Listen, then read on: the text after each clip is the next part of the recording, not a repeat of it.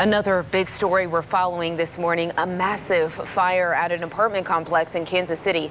Take a look at this. You can see the flames engulfing the Waldo Heights apartment building near 80th and Truce.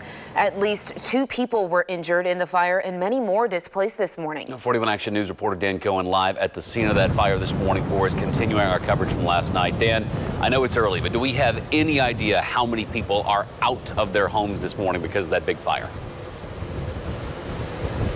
Taylor, believe it or not, we just got an update from the American Red Cross shortly before we came on the air for the 5 o'clock hour. We were told they are helping 30 families. They were on scene last night.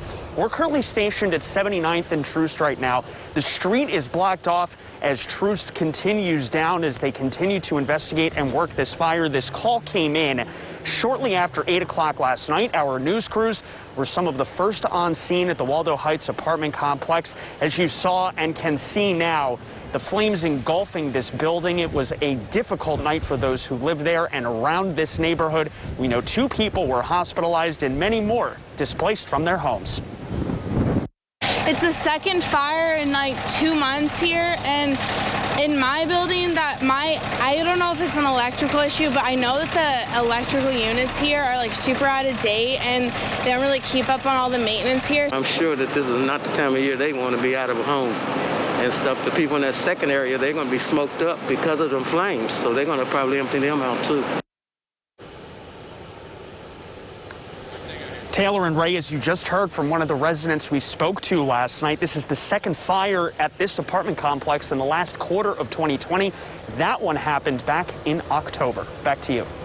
So, Dan, what did firefighters tell you about rescue efforts and what happens now? We know you got that update from the Red Cross about 30-plus families that are being helped. What were the rescue efforts like last night, and what moving forward is going to look like there? Yeah, we talked to the fire department last night, and they told us there were 2 rescues that went into that apartment complex. We were told that a roof collapsed, which happened in the middle of that first rescue effort. They had to get their firefighters out to avoid additional injuries. Then they sent them back in for a second rescue. And as far as we can tell, we just know that 2 people were hospitalized. We know that fire investigators will be back on scene today to determine the cause of the fire. We're also expecting another update from the American Red Cross, who was here last night. They will be back again and continuing to help, as we said, 30 families that were affected by this fire.